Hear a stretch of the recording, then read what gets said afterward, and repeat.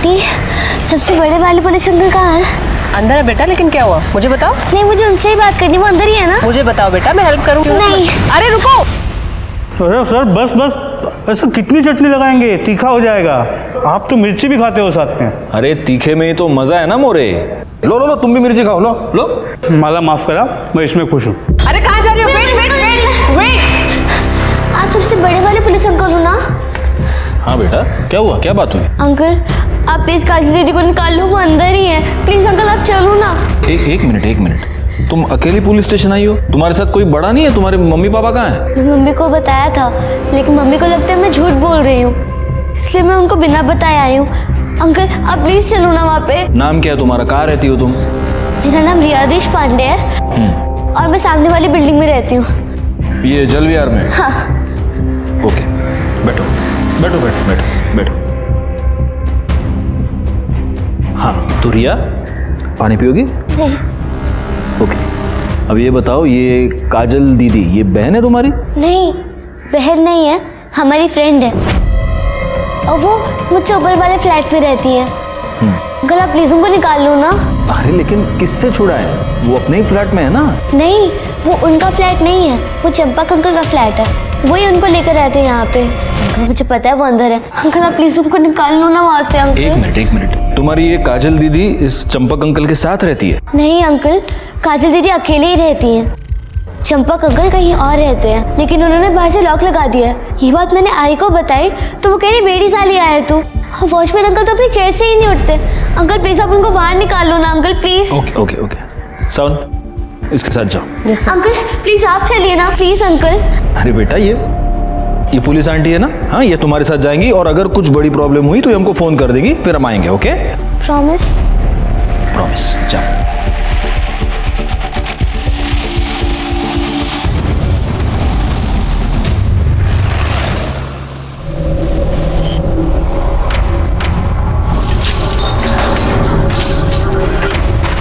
बेटा यहाँ तो ताला लगा है, कोई नहीं है अंदर। आंटी है अंदर, काजल दीदी है। आप लॉक तो खोलिए, मुझे पता है वो अंदर ही होंगी। बेटा, हम ऐसे किसी के घर का ताला नहीं खोल सकते। आप मेरी बात सुनिए ना प्लीज, वो सच्ची में अंदर है, मुझे पता है।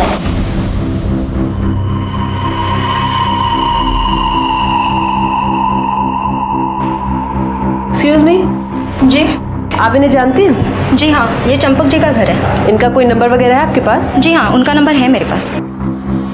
The mobile you are calling is currently switched off. Hello sir, बच्ची सही बोल रही है, यहाँ कुछ ना कुछ तो गड़बड़ जरूर है।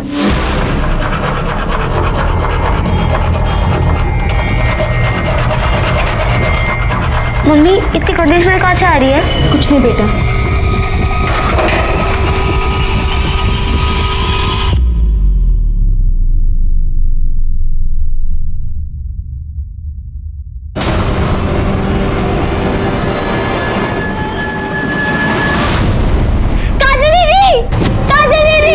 मम्मा, काजल दीदी, मुझे काजल दीदी के पास जाना। मम्मा छोड़ो मुझे। प्लीज बच्ची को बाहर ले जाइए और आप लोग चलिए बाहर, चलिए काजल दीदी। आप लोग बाहर हो जाइए प्लीज।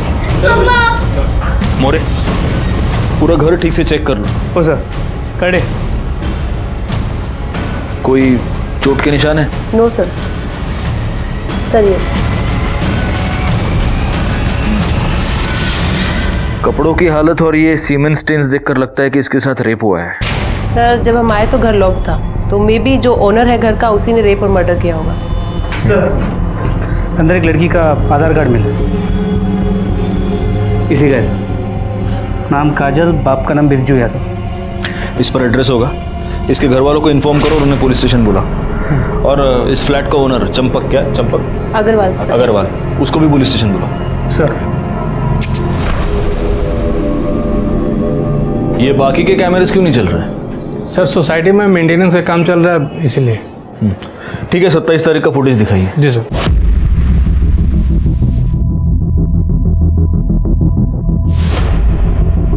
सर, सोसाइटी में पहले से सबको इन्फॉर्म कर दिया गया था कि 27 तारीख को मेंटेनेंस के चलते दिन में 2:30 से 5:30 के बीच लाइट नहीं रहेगी, लेकिन सर काम जल्दी पूरा हो गया तो लाइट 3:30 बजे आ गई। नहीं, इसका मतलब 27 तारीख का 2:30 से 3:30, इसे 1 घंटे का फुटेज ही हमारे पास नहीं है। नहीं सर। हाँ। ठीक है मोरे, बाकी का फुटेज जल्दी से जल्दी कलेक्ट करो।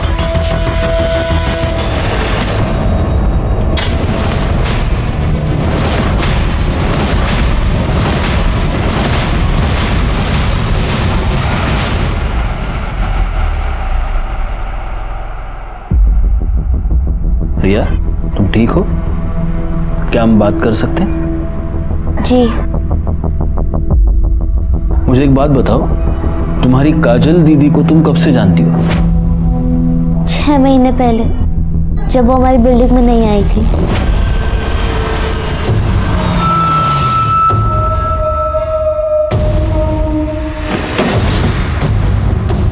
काजल, उतरो काजल, चलो। उन्होंने मुझे बताया था कि उनकी आई उन्हें छोड़कर चली गई थी। देखो हम बोल रहे हैं, थोड़ा सब्र करो, सब ठीक कर देंगे। अरे तुम्हारा बाप कौन सा बहुत बड़ा धंधा सेठ रहा जो हमें बातें सुना रही हो? हमारे बाप पे जाने की औकात नहीं है तुम्हारी। 2 कौड़ी के आदमी हो तुम। चिटकुट पत्नी करने के अलावा तुम्हारे पास और कोई काम है क्या? हमें नहीं रहना है, हम जा रहे हैं। मत जाओ, हमें छोड़कर मत जाओ, हम नहीं रह पाएंगे, हमें साथ लेके चलो, हम नहीं रह पाएंगे, मत जाओ। देखो बिटिया, हम आएंगे तुमको लेने, पर अभी नहीं लेके जाएंगे। नहीं रह पाएंगे। काहे नहीं लेके जा सकती? ये तुम्हारी और तुम्हारे पहले पति की औलाद है, तो संभालो इसे। हाँ तो इसको हमेशा के लिए छोड़ के नहीं जा रहे हैं, बस कुछ दिन की बात है, फिर आके लेके जाएंगे हम। तब तक ध्यान रखो इसका।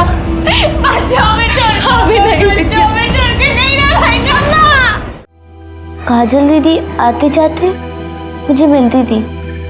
पहले तो वो उससे मुझे स्माइली देती थी। दीदी, आप मेरे साथ खेलोगे? अभी मुझे कुछ काम है, तुम खेलो, बाद में खेलूंगी। हाँ ठीक है। फिर धीरे धीरे हमारी दोस्ती हो गई। तुम मुझे पकड़ ली, ठीक है ना? हाँ। चल चल चल।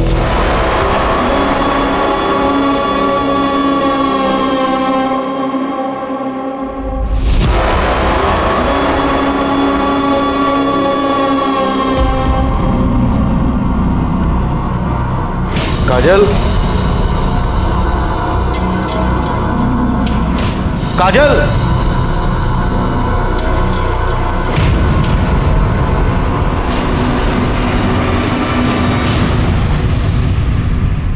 काजल ने तुम्हें बाद में बताया कि वो क्यों भाग गई थी? हाँ, क्योंकि वो अपनी मम्मी को बहुत मिस कर रही थी, इसलिए वो अपनी मम्मी से मिलने गई थी। फिर काजल दीदी कभी भी अपने घर नहीं गई। उनका फ्लैट से निकलना भी बंद हो गया। तुम क्या है? वो अंकल, मुझे काजल दीदी को अपनी नई डॉल दिखानी थी। काजल दीदी नहीं है, वो अपने घर चली गई, अब कभी नहीं आएगी। मुझे पता था अंकल, वो अंदर ही थी। मैंने उनसे बहुत बार बात करने की कोशिश की, मगर डोर लॉक था, मगर अंदर से आवाज आ रही थी। इसने ये सब मुझे बताया, पर मुझे लगा झूठ बोल रही है। बच्ची है, मिस कर रही होगी, इसलिए कहानियां बना रही है। मैं झूठ नहीं बोल रही थी, मैं सच बोल रही थी। अंकल, अगले दिन मैंने उनकी विंडो पे देखा कि काजल दीदी की कुर्ती लटक रही थी, जो पहले नहीं थी। ये बात मैंने मम्मी और वॉचमैन अंकल को बताया। जब उन्होंने मेरी बात नहीं सुनी तो मैं आपके पास आई। तुमने बिल्कुल सही किया। देखो बेटा, मैं तुम्हारी काजल दीदी को वापस नहीं ला सकता, लेकिन जिसने भी उसके साथ ये किया है उसे सजा जरूर दिलवा सकता हूँ। क्यों चलाना? अरे नहीं सर, सर मेरी बात मानिए सर, मैंने कुछ नहीं किया सर, प्लीज। वो सब हम थाने में बैठ के बात करेंगे। सर मेरी बात मानिए सर। अरे सर, मैंने यकीन किए सर, मैंने कुछ नहीं किया सर, प्लीज मेरा। आपने कुछ नहीं किया? नहीं सर। फिर फोन बंद क्यों था आपका? सर वो मैं पनवेल गया था, तो मैं चार्जर घर पे भूल गया था, तो फोन की बैटरी डाउन हो गई थी सर। सर सच्ची सर मेरी बात, आप चुप रहिए। सर मैंने कुछ नहीं किया सर, बाकी बातें थाने में मानिए करते हैं, सर। अरे sir sir sir please sir.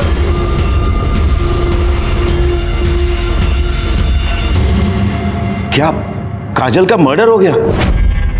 किसने मारा उसे और क्यों? यही तो हम भी जानना चाहते हैं। वैसे जलविहार वाले फ्लैट की चाबी सिर्फ आपके पास थी। सर आप मुझ पे शक कर रहे हैं? मैं उसे क्यों मारूंगा?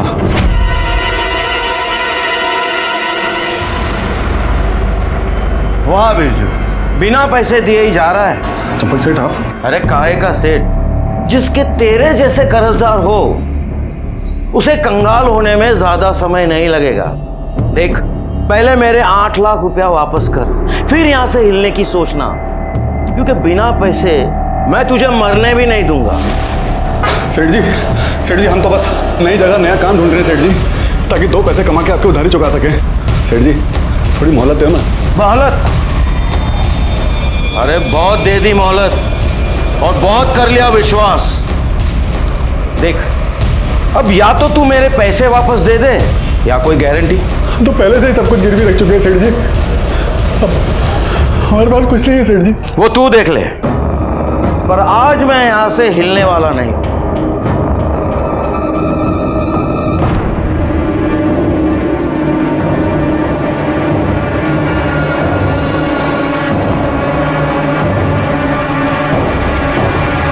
सेठ जी और तो कुछ है नहीं मेरे पास सेठ जी। सेठ जी आप इसे गिरवी रख लीजिए सेठ जी,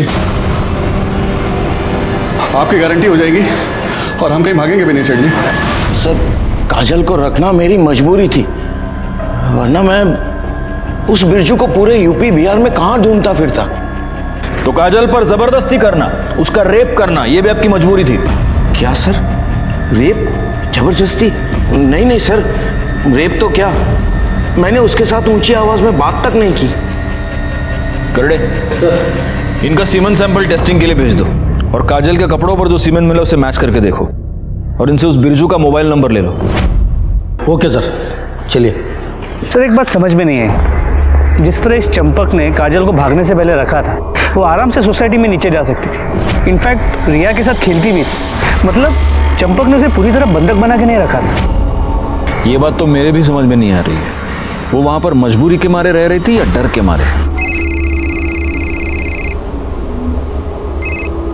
हाँ करड़े बोला। बिरजू घर में नहीं है और उसके घर को ताला लगा हुआ है। एक काम करो, तुम और तुम्हारे साथ एक और कांस्टेबल वहां पर तैनात रहो सिविल में, और जैसे ही वो आए उसको उठा लो। सर। अरे इस बिरजू की मोबाइल लोकेशन निकालो और लोकेट करो कि आखिर वो है कहां पर। लोग बड़े अजीब हो गए हैं मोरे। ये रिया जैसी छोटी बच्ची काजल को ढूंढते ढूंढते यहां तक आ जाती है, अभी भी उसे न्याय दिलवाना चाहती है, और बड़ों को कुछ पड़ी ही नहीं। काश ये बड़े इन बच्चों से कुछ सीख पाते। सर, काजल का पोस्टमार्टम रिपोर्ट।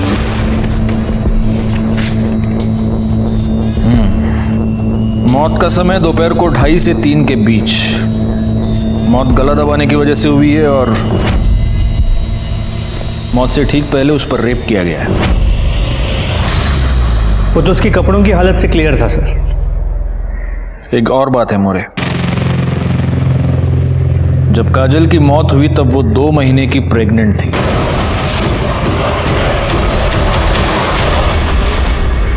छह महीने तक तूने उस लड़की को कैद करके रखा, उस पर रेप किया, उसे प्रेग्नेंट कर दिया और फिर उसे मार दिया।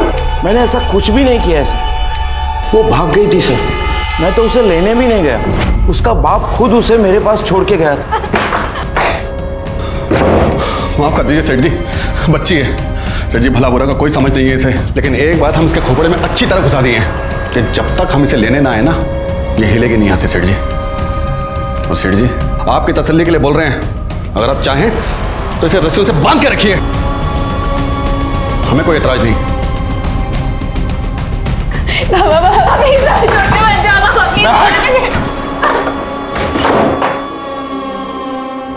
सर, काजल के कपड़ों पे मिले सीमेंट स्टेन्स इसके सीमेंट से मैच नहीं करते। देखा सर, मैं झूठ नहीं बोल रहा हूँ सर, अब तो आपको प्रूफ भी मिल गया है सर। सर प्लीज प्लीज मुझे जाने दीजिए सर, प्लीज। जाओ। सर, आपने इसे जाने क्यों दिया? कैसे बिठा के रख सकते हैं मोरे, इसके खिलाफ कोई भी ठोस सबूत नहीं हमारे पास, कोर्ट में छूट जाएगा। ना वो उस घर में रहता था, ना उसका सीमेंट मैच हो रहा है। अब बस एक तरीका है, काजल के पेट में जो 2 महीने का बच्चा पल रहा था, अगर उससे इसका डीएनए मैच होता है तभी हम इस पे हाथ डाल सकते हैं। सर, उसका डीएनए रिपोर्ट भी जल्दी आ जाए, लेकिन अगर काजल के कपड़ों पे मिला सीमेंट इसका नहीं है तो फिर वो किसका हो सकता है? इस सवाल का जवाब अब एक ही आदमी दे सकता है, बिरजू। जो आदमी पैसे के लिए अपनी बच्ची को गिरवी रख सकता है वो कुछ भी कर सकता है। क्या हुआ बिरजू का, पता चला? सर अब तक वो घर नहीं लौटा। करडे उसके घर पे नजर रखे हुए हैं।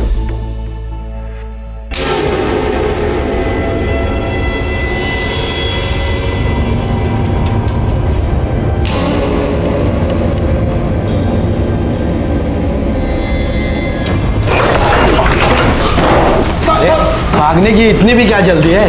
पहले बड़े साहब को तो मिल। साहब मैंने क्या किया? साहब चल चल। सौतेला बाप होने का बहुत अच्छा फर्ज निभाया तुम। साहब हम सौतेले से ही मगर सगे से भी ज़्यादा प्यार किए हैं उसको। उसकी माँ के जाने के बाद भी हम ही देखभाल किए थे साहब उसकी। हाँ हम जानते हैं कैसे देखभाल किया तूने। चल ये बता 27 तारीख को दिन में कहाँ था तू? साहब हमेशा की तरह काम की खोज में इधर उधर भटक रहे थे साहब। तो तेरे को जब काम नहीं मिलता तो तू चोरों की तरह अपने ही घर में घुस के आते, या आज कुछ स्पेशल था तेरा? हाँ बैंक वालों का और चंपक सेठ का कर्जा सर पे चढ़ गया था साहब। बैंक वालों ने तो एक दो बार हमको पिटवाया भी साहब। हमारी फिराक में रहते हैं इसीलिए हमको अपने घर में चोरों की तरह जाना पड़ता है साहब। और उधर ये बीवी, ए सोना किधर है वो? अरे काहे की बीवी साहब, वो तो हमें 6 महीने पहले ही छोड़ के चली गई। कहने को हमारी है, रहती किसी और के साथ है साहब। किसके साथ? वो पता नहीं। क्यों? उसके चले जाने के बाद दोबारा उससे मिला नहीं कभी?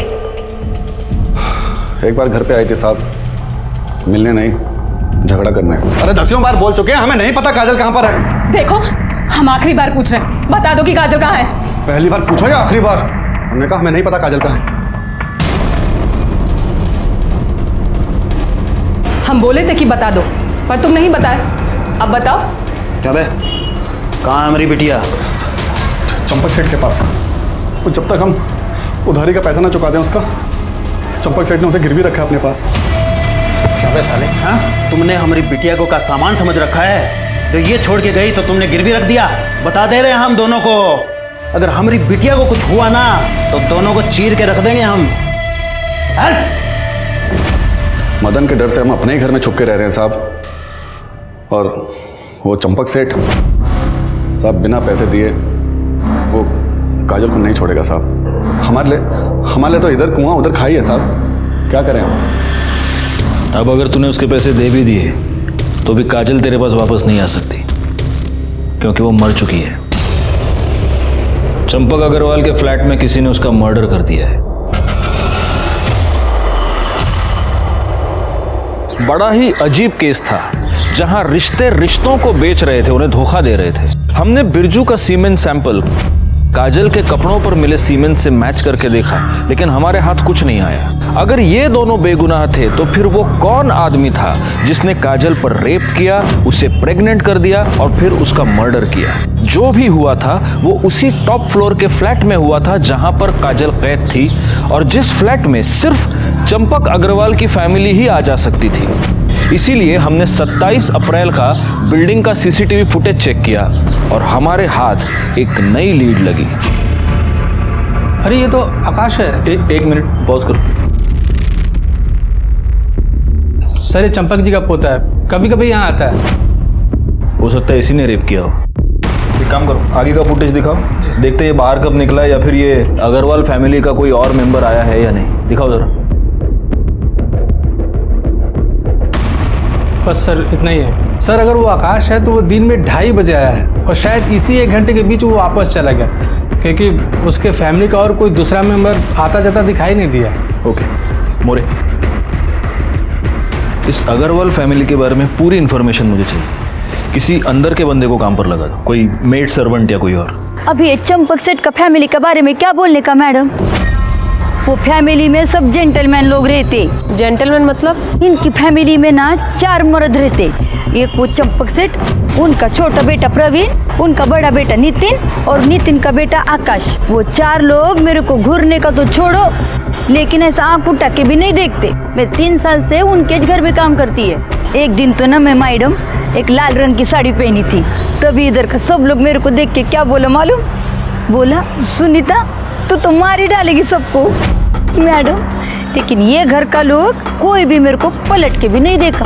एक दिन ना मैडम, मैं ऐसा फ्रॉक जैसा ड्रेस पहनी थी, तब मैं सोची थी कोई नहीं तो यह आकाश तो मेरे को जरूर देखेगा। उसका तो अभी उम्र है ना, ये उम्र में तो सब चलता है, लेकिन वो भी नहीं देखा। वो तो दिन भर ना वो उसके आइटम है ना पूजा, उसके साथ में फोन पे लगा रहते, बात करते। दोनों का लफड़े की वजह से ना घर में एक दिन बहुत बड़ा राड़ा हो गया।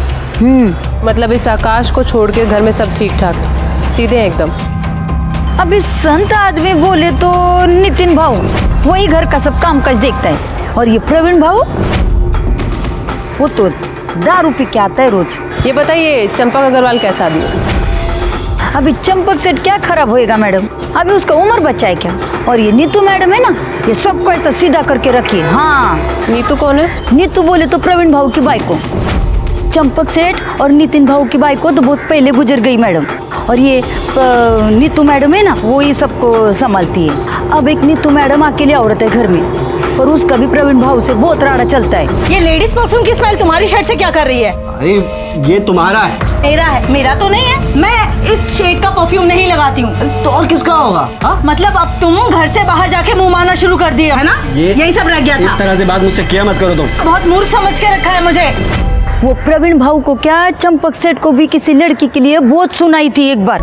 अच्छा, इस घर में कोई लड़की भी रहती है? इस घर में नहीं मैडम, वो मालाड वाले घर में है ना, उधर रहती है। ये चंपक सेठ है ना, एक जवान छोकरी को मालाड वाले घर में रखा है। वो लड़की को लेके ना एक दिन बहुत राड़ा हो गया था घर में। तुमने जल विहार वाले घर की चाबियां किसी को दी थी? हाँ, प्रवीण लेके गए थे 2-3 बार चाबी तो। क्यों, तुम वहां क्या करने गए थे? बाबा वो मैं सोसाइटी की मेंटेनेंस का बिल भरने गया था, और 1-2 बार वो सोसाइटी की मीटिंग थी तो उसलिए गया था, लेकिन मैं फ्लैट पे नहीं गया था, नीचे से वापस आ गया था। तो चाबी क्यों लेके गया था? अरे बाबा वो इसलिए कल को कोई इमरजेंसी पड़ जाए, फ्लैट पे कोई काम आ जाए तो चाबी तो होनी चाहिए ना अपने पास में। पापा अब इतने सवाल क्यों कर रहे हैं? और ऐसा भी क्या हो गया, घर ही तो है हमारा। और वैसे तो आकाश भी लेके गया था एक बार चाबी। आकाश, आकाश बाहर आओ। आकाश, एक मिनट कॉल कर वापस। जी दादाजी। तू अपने पुराने फ्लैट पे गया था? फ्लैट पर? हाँ वो मैं गया था, ऐसे ही उस घर की याद आ रही थी तो सोचा एक बार होकर आ जाऊं। अच्छा, बड़ी याद आ रही थी तुझे। ये बता, काजल के साथ क्या किया? काजल? कौन काजल? अच्छा वो मेड काजल। दादाजी मैं उसके साथ क्या करूंगा, वो वहीं घर पे थी, मैं तो बस घर देखा और वापस आ गया। मतलब सुनीता के मुताबिक आकाश जल विहार गया था, लेकिन उसने काजल के साथ कुछ किया नहीं। Yes sir. सर सुनीता से इन्फॉर्मेशन मिलने के बाद मैं आकाश से मिलने चंपक अग्रवाल के घर भी गई थी, लेकिन वो वहाँ नहीं था। सर नितिन ने बोला कि वो कहीं घूमने गया है, कहाँ गया है, कब आएगा, किसके साथ गया है, कोई इन्फॉर्मेशन नहीं है सर। अच्छा सर उसके कोई दोस्त का नंबर भी नहीं है। मतलब दोस्तों के नंबर नहीं है और आकाश फोन उठा नहीं रहा? जी। हमें जैसा दिखाया जा रहा है वैसा है नहीं। Anyway, good job Sawan. Okay sir, okay. More एक काम करो, इस आकाश अग्रवाल के नाम का लुकआउट नोटिस निकालो, और जब तक वो ना मिले उसकी वो गर्लफ्रेंड पूजा, उससे पूछताछ कर दे। लेकिन सबसे पहले हमें चलकर रिया से बात करनी होगी। आओ रिया, ये चॉकलेट तुम्हारे लिए। अंकल मुझे चॉकलेट नहीं खानी। काजल दीदी को किसने मारा? आपको उनके बारे में पता चला? उसी के लिए हमें तुम्हारी मदद चाहिए। मोरे ये देखो, तुम इसे जानती हो? हाँ, ये आकाश भैया है, चंपक अंकल की ग्रैंड से। अंकल ये भैया बहुत बुरे हैं, कि मुझे बिल्कुल अच्छे नहीं लगते। बुरा है? क्यों बुरा है, क्या किया इसने? एक दिन जब मैं काजल दीदी के साथ खेलने के लिए उनके फ्लैट में गई थी तो मैंने देखा। छोड़ो तुझे? क्यों छोड़ू तुझे? मैं तुझे एक बार समझाया था ना, अगर तूने हमारे आने के बारे में दादाजी को कुछ भी बताया जान से मार दूंगा तुझे। दीदी छोड़ो इन्हें, छोड़ो मेरी दीदी को। छोड़ो। कौन है तू? मैं रिया हूँ, इनकी दोस्त, और अगर आपने नहीं छोड़ा ना तो मैं चिल्लाऊंगी। छोड़िए इन्हें, छोड़ो। छोड़ो मुझे। दीदी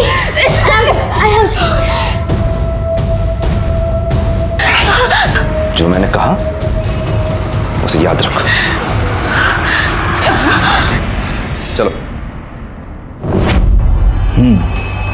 अच्छा, आप एक बात बताइए मोरे, ये आकाश के पिता नितिन या फिर इनके भाई प्रवीण, इन दोनों को आपने बाद में कभी आपकी सोसाइटी में देखा है? जी, प्रवीण भाऊ को मैंने सोसाइटी मीटिंग में 1-2 बार देखा है, पर नितिन भाऊ को जब से इन लोग शिफ्ट हुए ना 2 साल हो गए, तब से यहाँ नहीं देखा। नितिन भाऊ बहुत अच्छे इंसान है, पर उनका बेटा वो तो एकदम आवारा बन गया है। और ये प्रवीण भाऊ वो तो नितिन भाऊ से एकदम उल्टे। दारू पीना, तमाशा करना, वॉचमैन के साथ मारामारी करना, ये उसका रोज़ का काम है। इसीलिए सोसाइटी में उसकी कंप्लेंट हो गई थी। उसी के बाद चंपक भाऊ ने यहाँ से शिफ्ट कर लिया। ठीक है, हम चलते हैं। रिया, और ये चॉकलेट तुम्हारे लिए। अंकल, आप काजल दीदी को जिसने मारा है अपने पकड़ तो लोगे ना? बहुत जल्दी पकड़े। हाँ? क्या सावंत मैडम, आपको कुछ सुनाई दिया? No sir. मोरे, तुमने सुना कुछ? कुछ सुनाई नहीं दे रहा। वॉल्यूम बढ़ाइए थोड़ा अपना। हाँ चलो बताओ। सर, मेरे और आकाश के रिलेशनशिप में कोई कमिटमेंट नहीं था, वो बस सेक्सुअल था। देखो पूजा, कुछ भी बोलने से पहले जरा सोचना, क्योंकि अगर तुमने झूठ बोला तो सावंत मैडम तुम्हें इतना मारेंगी कि बाद में तुम कुछ भी बोलने के काबिल नहीं रहोगे। जो भी बोलना सच बोलना, ओके? हाँ चलो बोलो, क्या हुआ फ्लैट में? सर, उस दिन मैं और आकाश बेडरूम में थे।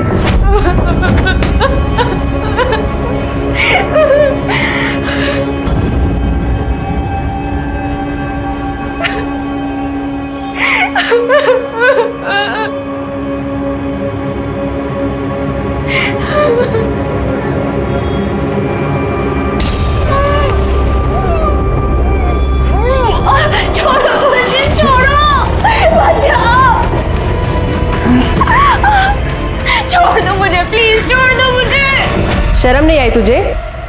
एक लड़की होके दूसरी लड़की के साथ ऐसा करते हुए?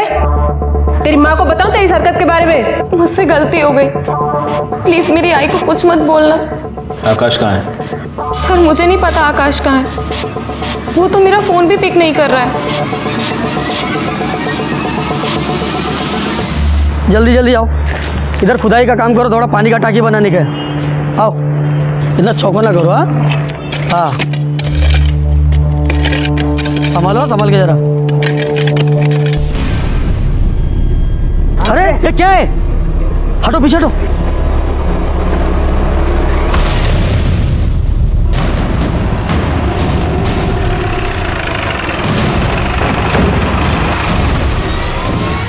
जैन सर, बॉडी की एग्जामिनेशन हो चुकी है। औरत की उम्र लगभग 40 साल की होगी और इसके पेट में एक नहीं बल्कि कई बार चाकू से वार किया गया है। सर, बॉडी की हालत देखकर यही लग रहा है कि इसकी मौत कम से कम 2 से 3 दिन पहले हुई होगी। सावंत, बॉडी को पोस्टमार्टम के लिए भेज दो। करडे, बघा जरा आसपास का सापड़ता का आई कार्ड, मोबाइल। हो सर। मोरे, इन लोगों से जरा ठीक से पूछताछ करो। सर।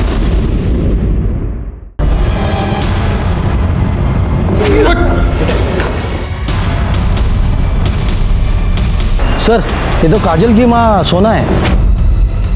क्या? हाँ सर, इसका मैंने फोटो बिरजू के घर पे देखा था। सोना का मर्डर हमारे लिए बहुत ही शॉकिंग था, और शॉक के साथ साथ ये मर्डर हमारे लिए एक डाउट भी लेकर आया था कि क्या इन दोनों माँ बेटी के मर्डर्स का आपस में कोई कनेक्शन था, और अगर था तो क्या था। फॉरेंसिक रिपोर्ट के मुताबिक चंपक अग्रवाल के फ्लैट के दरवाजे पर रिया, काजल, चंपक और आकाश के अलावा 3 और लोगों के फिंगरप्रिंट्स मिले थे। इसका मतलब वहां पर कोई और भी आया था। फॉरेंसिक रिपोर्ट के बाद हमने सीसीटीवी फुटेज चेक किया, जिसमें से एक नया सच सामने आया जो चंपक के बेटे प्रवीण से जुड़ा हुआ था। सर, ये आप मुझे क्यों दिखा रहे हैं? इसलिए दिखा रहे क्योंकि तूने ये कहा था कि तू जल विहार वाले फ्लैट पर कभी गया ही नहीं। जी। लेकिन काजल के मर्डर से 1 हफ्ते पहले यानी 20 तारीख को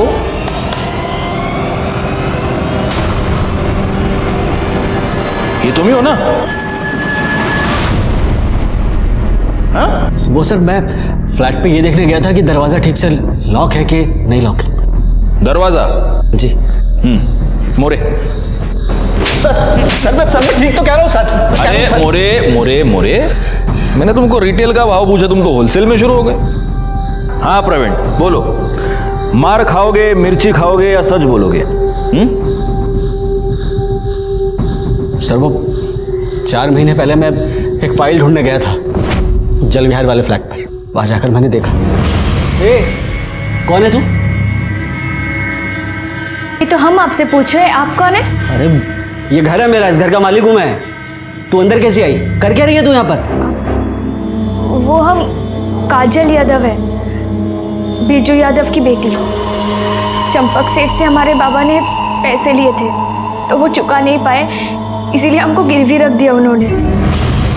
हमारे पापा जल्दी आएंगे और हमको छुड़ा के ले जाएंगे। पागल तू रो क्यों रही है? रोना बंद कर, मैं ना बाबा से बात करूंगा। मैं बाबा से बात करूंगा। ये कोई बात होती कि पैसे के बदले में लड़की को लेकर आ गए? मैं बाबा से बात करूंगा और वो देखना। हम करेंगे ना बात बाबा से। अरे हाँ, तू रोना तो बंद कर, मैं करूंगा बाबा से बात और वो तुझे छोड़कर भी आएंगे, ठीक है? बस तू ना ये रोना बंद कर, ठीक है?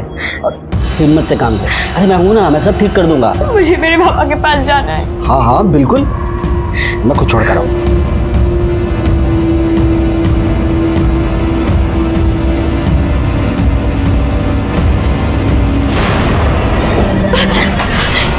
क्या कर रही है तू? अपने आजाद होने की कीमत तो देनी पड़ेगी ना। अब ज्यादा नखरे मत कर। छोड़ो मुझे, छोड़ो। बाबा तो सिर्फ तुझे लेकर आए थे, मैं ना तेरे बाप का खरीद छीन लूंगा, समझी ना? ये जो झूठ मूठ की आजादी तुमने उस बेचारी लड़की को दे रखी थी, उसकी कीमत कितनी बार वसूल की तूने? हाँ तो ठीक से याद नहीं है, लेकिन 3 या 4 बार।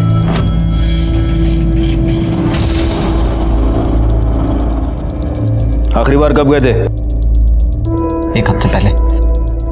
साले, तुझे जो चाहिए था वो सब कुछ तुझे मिल रहा था, तो उसको मार क्यों दिया? सर मैंने काजल को नहीं मारा सर, मैं कसम खाकर कहता हूं मैंने उसका खून नहीं किया। करडे, इसका सीमेंट सैंपल टेस्टिंग के लिए भेज दो। काजल के कपड़ों पर जो सीमेंट मिला उससे मैच करके देखो। लेके जाओ इसको। सर चल।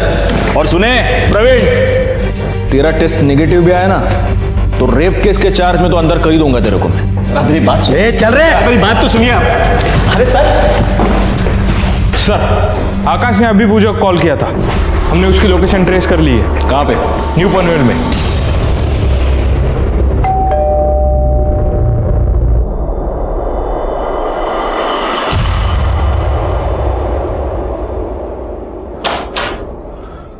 क्या है? साहब वो आपसे कोई मिलने आए हैं।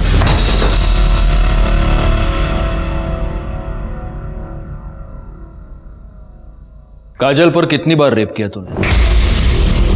सर 2 बार सर। एक बार पूजा के साथ, दूसरी बार last month. Sir sorry sir, मैंने बहुत ज़्यादा पी रखी थी सर, और उसके बाद पूजा भी अवेलेबल नहीं थी सर, तो मैं वहाँ चला गया।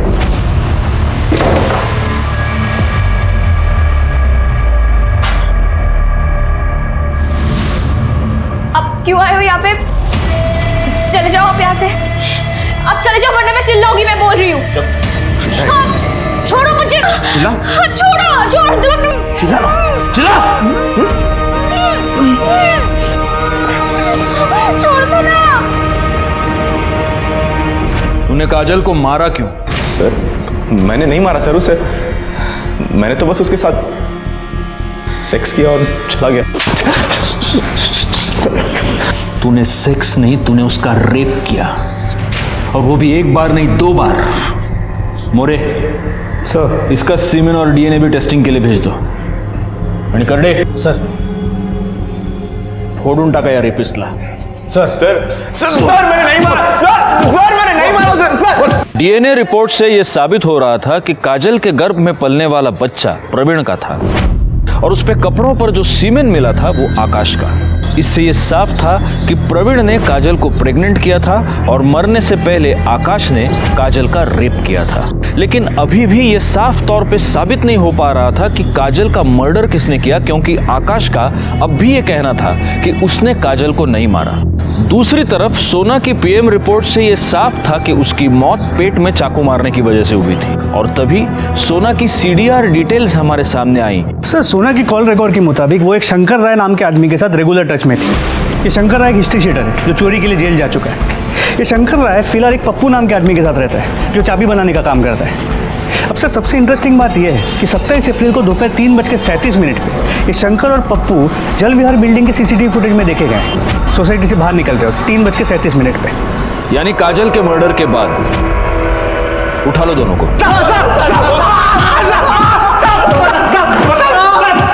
बस बस बस मोरे, बस। हाँ बोलो, 27 तारीख को दोपहर 2 से 4 के बीच जल विहार बिल्डिंग में क्या करने गए थे? साहब, उस दिन हम लोग बिल्डिंग में काजल के लिए गए थे साहब। सुना बिरजू को छोड़कर हम लोग के साथ आई थी साहब। उसने बताया कि उसका पहला पति मदन काजल के लिए उसको बहुत परेशान कर रहा है। उसने बताया कि चंपक सेठ ने उसको घर पे रखा है। वो चाहती थी कि मैं काजल को वहाँ से निकाल कर उसको दे दूँ ताकि वो अपने पति को देखे और छुटकारा पा ले। साहब, ये पप्पू है, चाबी बनाता है साहब, इसकी हेल्प ली थी साहब। वो टॉप फ्लोर था इसलिए जब भी कोई आ रहा था तो हम लोग भाग के छत पे जाके छिप जा रहे थे साहब। कितने बजे घुसे थे बिल्डिंग में? साहब, वो तकरीबन 2:45 बजे का टाइम था साहब। पप्पू ने बाहर वाले ताले की चाबी बना लिया था, सिर्फ लैच बनाना बाकी था। हम लोग बना रहे थे तभी लगा कि लिफ्ट से कोई आ रहा है साहब। हम लोग भाग के छत पे जाकर छिप गए थे साहब। कौन था? पता नहीं साहब, झटका तो तब लगा जब वो भी आदमी अगर छत पे ही छिप गया और लगभग 10-15 मिनट तो वहीं रहा। क्या किया उसने वहां पर? साहब, किया कुछ नहीं, लेकिन बार बार फ्लैट की तरफ देख रहा था और अचानक नीचे चला गया। हम लोग वहीं रुके, हम लोग देखे कि कोई आने वाला तो नहीं है। जब लगा कि नहीं आने वाला है तो हम लोग भी नीचे गए और जो चाबी बनाया था उसको खोल के अंदर गए। अंदर जाकर देखा तो साहब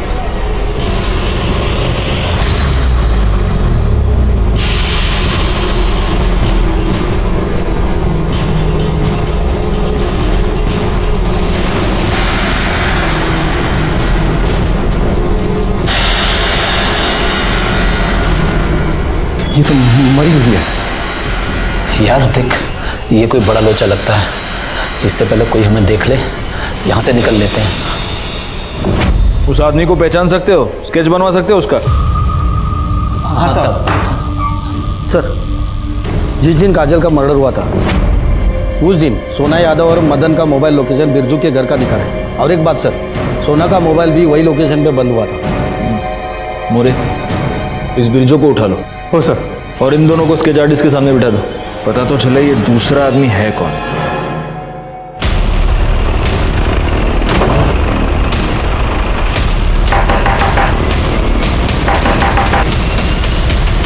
साहब, आप लोग, आपका क्या हमने साहब? सोना को क्यों मारा? साहब, मारा नहीं है साहब, सिर्फ ठिकाने लगाया साहब। मतलब? उस रात जब हम घर आए तो देखा दरवाजा खुला हुआ था। सोना, ये सब क्या हुआ? क्या हुआ सोना? अब सोना ने हमको बताया कि उसका पहला पति मदन, उसने आके उसे मारा है साहब। हमको लगा था कि तुम अपनी बिटिया के लिए परेशान हो रहे हो, लेकिन हमें अब पता चल गया है तुम काजल को बेचना चाहते हो, इसीलिए ढूंढ रहे थे ना उसे। हम अभी जाके पुलिस को तुम्हारे बारे में सब कुछ बता देंगे। सोना मर चुकी थी साहब, और हमारे हाथ में चाकू और कपड़ों पे लगा खून देखकर हम समझ गए थे साहब, कोई भी हमारी बात का यकीन नहीं करेगा कि हमने सोना को नहीं मारा साहब। इसीलिए सोना को ठिकाने लगाने का ठान लिया हम साहब। चाकू साफ किया, सोना का मोबाइल स्विच ऑफ किया और लाश को कंस्ट्रक्शन साइट के पास जाकर दफना दिया साहब। और हमने अपने कपड़े भी जला दिए और दूर चाकू और मोबाइल फेंक दिया साहब। तो जब ये मदन पकड़ा जाएगा तब पता चल ही जाएगा कि तू सच बोल रहा है या नहीं। तब तक यहीं बैठा रहे और मिर्ची खा। सब गलती हो गई साहब, माफ कर दीजिए साहब। साहब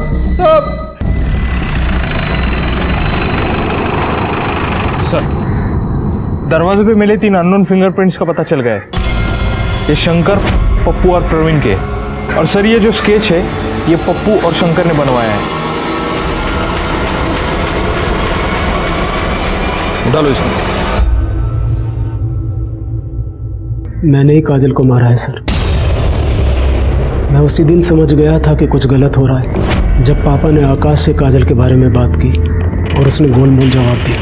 इसलिए मैंने उससे अकेले में पूछा तो उसने बताया कि उसी ने काजल का रेप किया था, लेकिन उसने मेरी कसम खाई थी कि वो दोबारा ये सब कुछ नहीं करेगा। इसलिए मैंने ये बात किसी को नहीं बताई, लेकिन मैंने उस पर नज़र रखनी शुरू कर दी। आखिरकार वही हुआ जिसका डर था।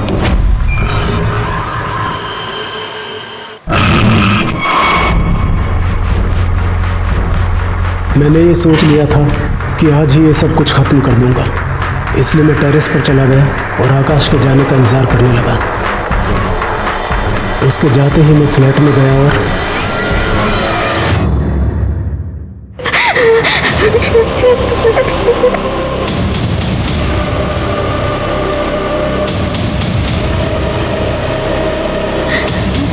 कौन हो आप? चले जाओ यहाँ से, चले जाओ। मुझे पता था उस दिन सोसाइटी में पावर कट होने वाला है, इसलिए सीसीटीवी फुटेज में हमें से कोई नहीं दिखाई देगा। Thank you uncle. Thank you तो हमें तुम्हें कहना चाहिए। और तुम्हारी काजल दीदी जहां भी होगी वो बहुत खुश होगी कि उसे तुम्हारी जैसी लॉयल फ्रेंड मिली। तुम बहुत बहादुर हो बेटा, ऐसे ही रहना। Thank you uncle. एक 8 साल की बच्ची की अवेयरनेस की वजह से सारे गुनहगारों को अपने किए की सजा मिल गई। मदन को सोना के कत्ल के जुर्म में, प्रवीण और आकाश को काजल पर रेप करने के जुर्म में और नितिन को काजल का खून करने के जुर्म में सजा हुई। काजल के पिता बिरजू को पुलिस को गुमराह करने के और सबूत मिटाने के जुर्म में सजा हुई। और काजल की मां सोना अपने ही स्वार्थ का शिकार बन गई। ये सारे लोग अपने किए की सजा भुगत रहे थे। बस एक मासूम काजल थी जो इन वाहियात स्वार्थी लोगों की वजह से अपनी जान गंवा बैठी। मैं सीनियर इंस्पेक्टर राजेश जाधव आपसे विदा लेता हूं। दोबारा मिलूंगा, तब तक सतर्क रहिए और देखते रहिए क्राइम पेट्रोल दस्तक, क्योंकि मकसद बताना नहीं, बचाना है। जय हिंद।